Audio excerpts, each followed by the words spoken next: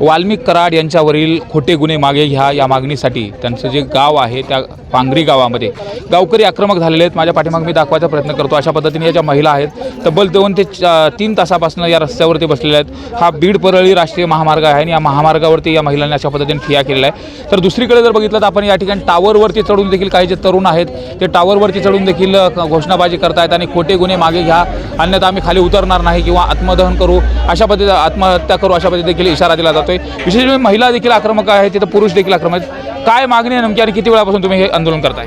आज सकाळपासूनच हे जे तरुण आहेत ते टावरवरती चढून बसलेले आहेत। याला एकच कारण आहे की जे काल वाल्मिक अण्णावरती मकोका अंतर्गत जी कारवाई झाली आणि 302च्या गुन्ह्यामध्ये त्यांना अडकवलं गेलं, त्याचा हा परिपाक आहे। कारण वास्तविक जर बघितलं तर या गुन्ह्यामध्ये वाल्मिक अण्णांचा कुठलाही संबंध नाही। आंदोलन काय करताय नेमकं तुम्ही? आंदोलन इथं ठिय्या आंदोलन करतोय, टावरवरती जाऊन आत्मदहन, सामूहिक आत्मदहनाचा प्रयत्न करावेत लोक। आणि ही जनभावना आहे, लोकांच्या भावनांचा विचार या सरकारने केला पाहिजे। काय मागणी आहे नेमकी? सर्वसामान्य कुटुंबातून अण्णा इतके मोठे झाल्यामुळं प्रस्थापित घराणे बीड जिल्ह्यातले हादरले आहेत। क्षीरसागर घराणं, सोळंके घराणं, त्यांनी विनाकारण वाल्मिक अण्णावर अशा प्रकारचं षडयंत्र रचून खोट्या गुन्ह्यात अडकवण्याचा प्रयत्न चालू आहे। षडयंत्र आहे अशा पद्धतीने सांगितलं जाते। काय मागणी? आज तुम्ही किती वेळापासून बसलात आणि आता नेमकं अन्न त्याग देखील म्हणताय तुम्ही, नेमकं चूल बंद आहे, नेमकं काय परत? आमची काही हे नाही, समस्या नाही। आम्हाला फक्त अण्णाला न्याय पाहिजे, न्याय मिळाला पाहिजे। आमचं एवढंच म्हणणं आहे की जे अण्णावर खोटे गुन्हे लादले तर ते वापस घेतले पाहिजेत आणि अण्णाला न्याय मिळाला पाहिजे। हां, आम्ही काल पण दिवसभर तिथं बसला होता। काल सण होता, संक्रांतीचा सण असताना देखील आम्ही पोलीस स्टेशनला बसलेला होता, तरी पण आम्हाला काहीच मिळालं नाही। अण्णाचं काहीच आम्हाला दिलं नाही। काय अण्णाला मोके हे लागले ते सगळे पूर्ण मोके वापस घ्यावं मागेल घेतले पाहिजे। काय मागणी आहे ताई आणि किती वेळापासून बसलात आणि नेमकं कधीपर्यंत बसणार आहे? आम्ही काल 8 वाजल्यापासून रात्रीच्या 10 वाजेपर्यंत परळीत थांबलो होतो आणि सकाळच्या 7 वाजल्यापासून इथं थांबलो, तरी आमच्याकडं काहीच लक्ष केलेलं नाही। त्यानं फक्त जबाबदारी घ्यावी आणि अण्णावरले खोटे गुन्हे वापस घ्यावेत।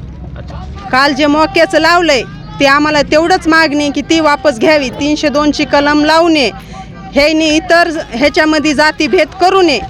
आता ह्याच्यामध्ये सगळा जातीभेद आहे। कोण करतं हे सगळं? संदीप क्षीरसागर, सुरेश धस, बजरंग सोनवणे ह्यांनी करू नये असं। त्यांना त्यांचं राजकारण करायचं आहे।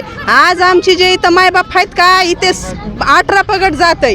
इथं आम्हाला गोरगरिबाला काहीच घेणं देणं नाही, मराठी समाजाला घेणं देणं नाही की वंजारी बांधवांना घेणं देणं नाही। आम्ही पूर्ण जनता एक आहेत।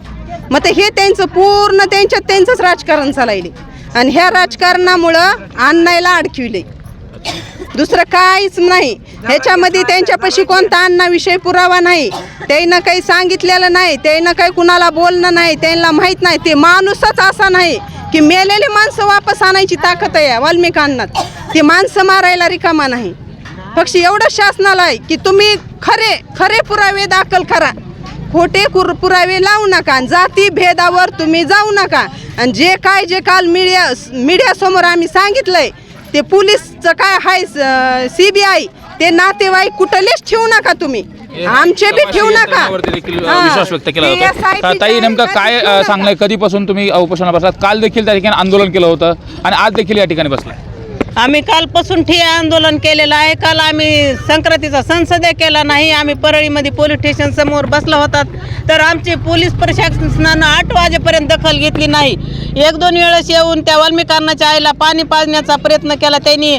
त्याचा मुलगाचा अटक असल्यास त्या कसं पाणी पित्याला, आपण पाणी प्या म्हणून त्या म्हणतात माझं काय करायचं माझ्या जीवाचं, ते माझ्या लेकाला काही झालं, एखाद्याच्या डोळ्यात एखाद्या मुलाला मारायचं म्हणल्यास अत्याचार, त्याच्यावर खोटे खंडणीचे आरोप करून त्यांनी अडकवलंय। आणखीन म्हणतात की मोको कायदा लावा, मोको कायदा कुणाच्या सांगण्यावरून लावते? हे यंत्रणा SIT चौकशी बदलली, कुणाच्या सांगण्यावरून बदलली, असे का म्हणून दबाव आणाले? हे प्रशासनावर दबाव आणते तर हे वाल्मिक अण्णा काय कुठले हे आहेत का, वाघ आहेत का, का ते कुठले आमदार खासदार आहेत का, त्याली मंत्रीपद आहे का?